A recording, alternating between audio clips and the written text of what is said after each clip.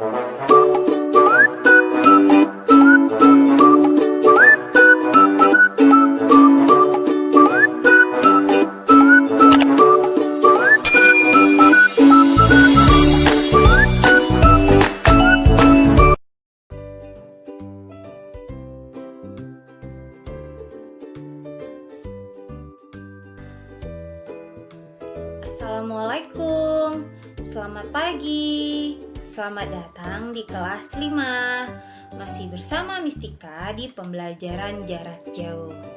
Hari ini kita mulai belajar lagi ya. Untuk pembelajaran hari ini kita sudah masuk di tema 3, makanan sehat. Kemudian subtema 1, bagaimana tubuh mengolah makanan. Untuk pembelajaran hari ini, sumber buku yang bisa ambil masih tetap sama di buku Bupena 5A dan buku tematik terpadu kurikulum 2013, tema 3. Anak-anak Miss tetap semangat belajar ya. Muatan pembelajaran hari ini adalah IPA dan SBDP.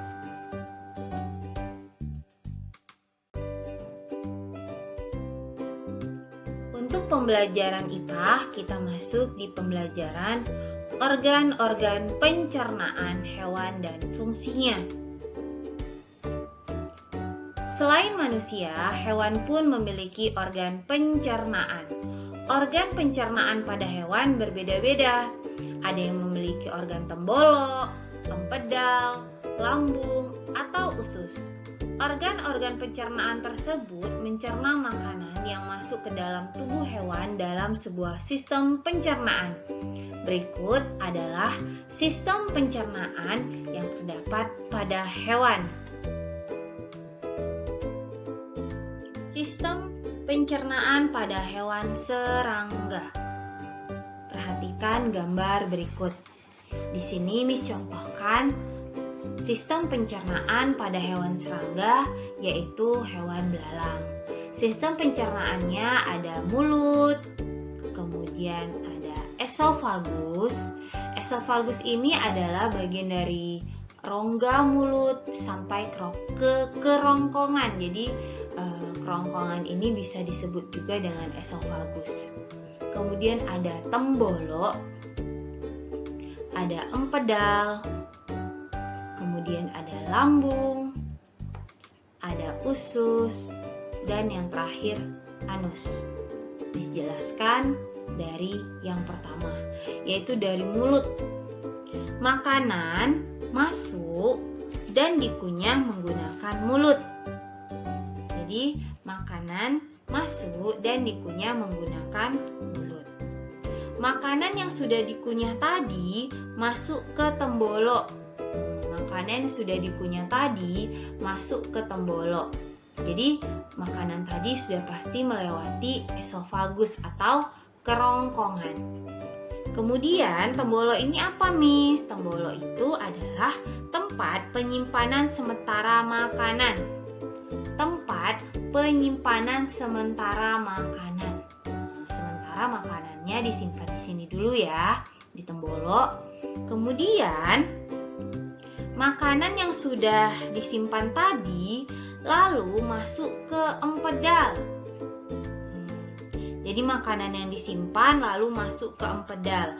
Empedal adalah lambung pengunyah. Jadi di empedal ini makanannya itu untuk dilumat dan dihancurkan. Setelah hancur, makanan masuk ke lambung. Nah, udah hancur nih.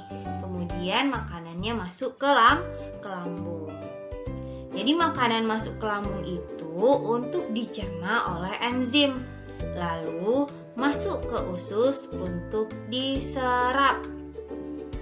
Lalu masuk ke usus untuk diserap. Dan yang terakhir, sisa-sisa makanan kemudian dibuang melalui anus. Oke, seperti itu sistem pencernaan dari hewan serangga, yaitu dari mulut, kemudian tembolok, kemudian empedal, lambung, usus, dan anus.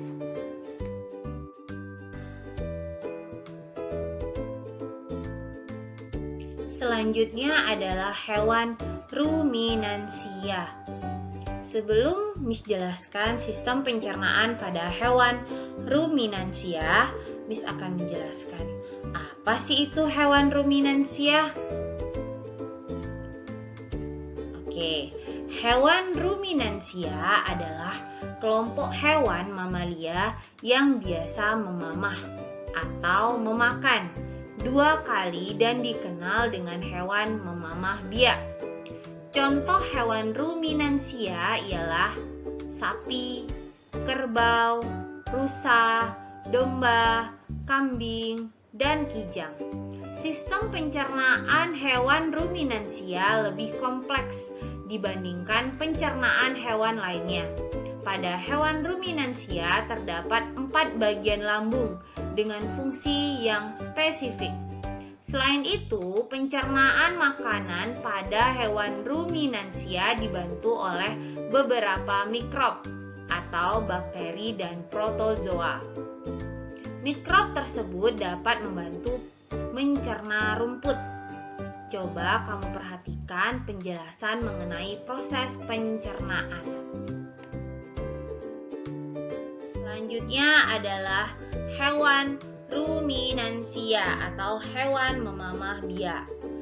Di sini Miss sudah contohkan satu hewan ruminansia yaitu sapi. Bagian-bagian sistem pencernaan dari hewan berikut adalah ada esofagus, retikulum, abomasum, omasum, dan usus halus. Miss jelaskan satu persatu. Makanan dikunyah dengan gigi dan dicampur dengan air liur di mulut. Kemudian, makanan yang sudah dikunyah masuk ke dalam rumen.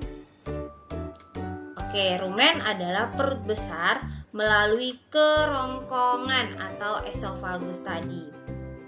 Oke, makanan dicerna dengan bantuan bakteri, lalu disimpan sementara di dalam rumen. Saat beristirahat, makanan kembali ke mulut untuk dikunyah lagi. Makanan yang sudah dikunyah lagi masuk ke dalam retikulum atau perut jala untuk mengalami proses fermentasi atau penguraian oleh bakteri atau proses penyaringan benda-benda asing. Kemudian, makanan kemudian masuk ke dalam omasum. Masuk ke omasum atau perut kita untuk dicerna dan dihaluskan dengan bantuan enzim pencernaan. Setelah itu, makanan masuk ke dalam abomasum. Ini abomasum atau perut masam untuk kembali dicerna dengan bantuan enzim pencernaan dan mematikan bakteri jahat yang ada di dalam makanan. Sari-sari makanan kemudian diserap oleh usus halus. Sisa pencernaan kemudian dibuang melalui anus. Berikut sistem pencernaan hewan ruminansia. Yang pertama ada mulut, kerongkongan, rumen, kemudian ke mulut lagi, retikulum, omasum, abomasum, usus halus, dan anus. Sistem pencernaan pada hewan ikan. Yang pertama ada mulut, kemudian ke kerongkongan, kemudian ke lambung, usus, dan anus. Kemudian ada katak dan reptilia. Sistem pencernaannya adalah mulut, kerongkongan, lambung, usus halus, usus besar, kloaka atau tempat pembuangan sisa pencernaan. Yang ketiga ada burung. Sistem pencernaannya adalah mulut, kerongkongan, tembolok, lambung, empedal, usus, dan kloaka.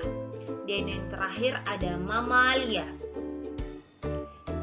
Kemudian sistem pencernaannya adalah mulut, kerongkongan, lambung, usus halus, usus besar, dan anus. Organ pencernaan pada manusia dan fungsinya. Manusia memerlukan makanan sebagai sumber energi. Makanan diolah di dalam tubuh menjadi zat-zat penting yang dibutuhkan oleh tubuh.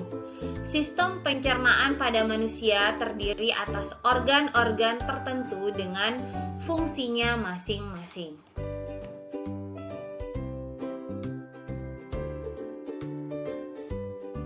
Manusia memerlukan makanan sebagai sumber energi. Makanan diolah di dalam tubuh menjadi zat-zat penting yang dibutuhkan oleh tubuh. Sistem pencernaan pada manusia terdiri atas organ-organ tertentu dengan fungsinya masing-masing.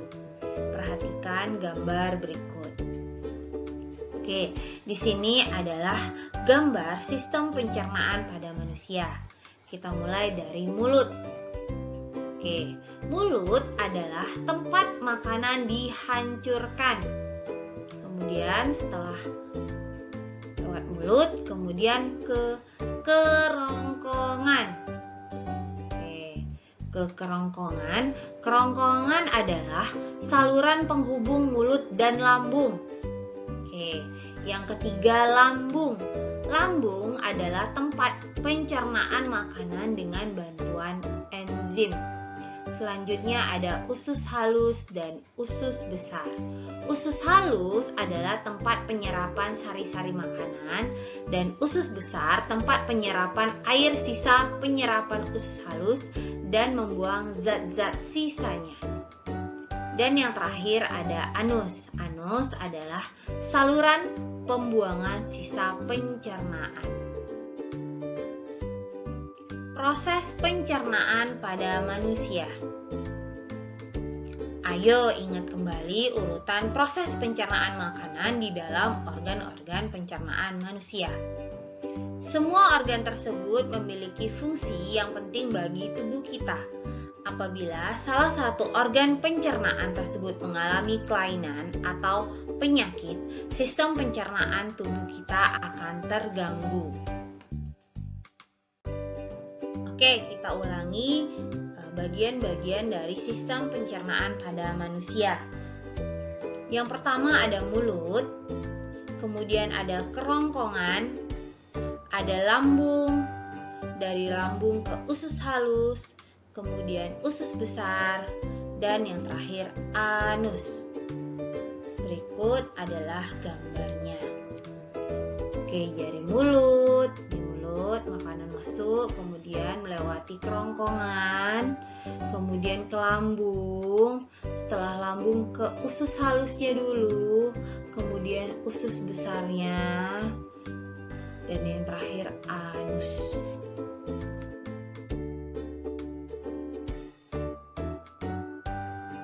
Tangga nada mayor dan tangga nada minor. Oke, kita sudah masuk di pembelajaran SBDP. Lagu bertangga nada mayor dinyanyikan dengan bersemangat dan riang gembira. Biasanya diawali atau diakhiri dengan nada do. Berikut adalah lagu yang termasuk dengan tangga nada mayor, yaitu Maju Tak Gentar, ciptaan C. Simanjuntak.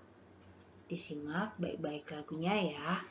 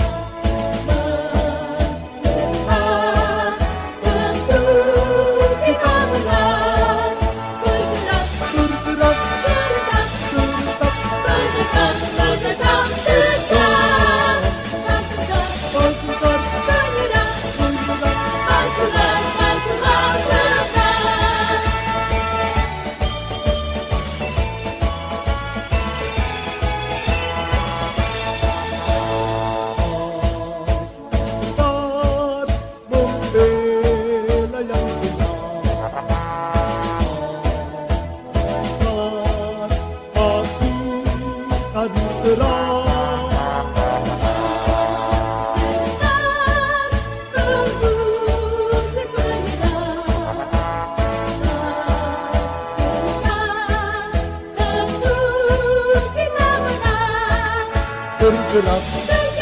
serentak, mendekat, bergerak, menyerang, majulah.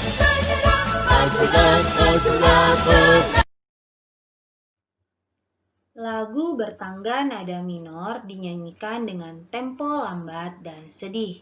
Biasanya diawali dan diakhiri dengan nada la. Berikut contoh lagu yang bertangga nada minor. Syukur, ciptaan H. Mutahar.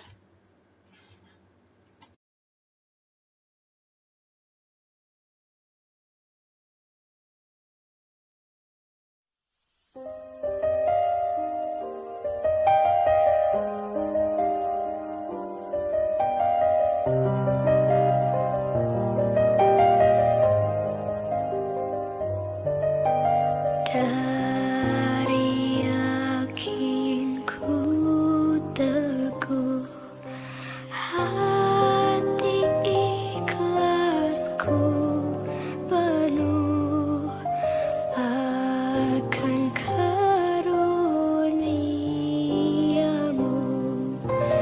Tanah air pusaka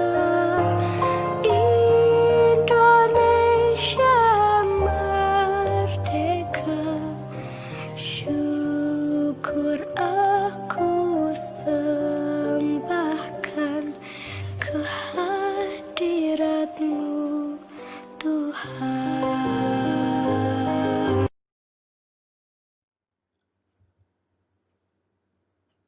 Menyanyikan lagu diiringi alat musik ritmis. Alat musik ritmis adalah alat musik yang tidak memiliki nada. Fungsinya sebagai pembentuk ritme. Alat musik ritmis dimainkan dengan cara dipukul atau digoyangkan, misalnya marakas, gendang, dan triangle. Oke, di sini ada contoh seorang anak bermain alat musik ritmis sederhana yaitu gendang. Jenis-jenis alat musik daerah. Alat musik daerah adalah alat musik yang lahir dan berkembang di suatu daerah tertentu dan diwariskan turun-temurun dari satu generasi ke generasi berikutnya. Contoh alat musik daerah. Yang pertama ada angklung. Angklung berasal dari Jawa Barat. Kemudian ada sasando. Sasando berasal dari Nusa Tenggara Timur. Dan yang terakhir ada contoh kolintang dari Sulawesi Utara. Alat musik daerah memiliki ciri khas dan keunikan dari bentuk dan suara yang dihasilkan alat musik tersebut.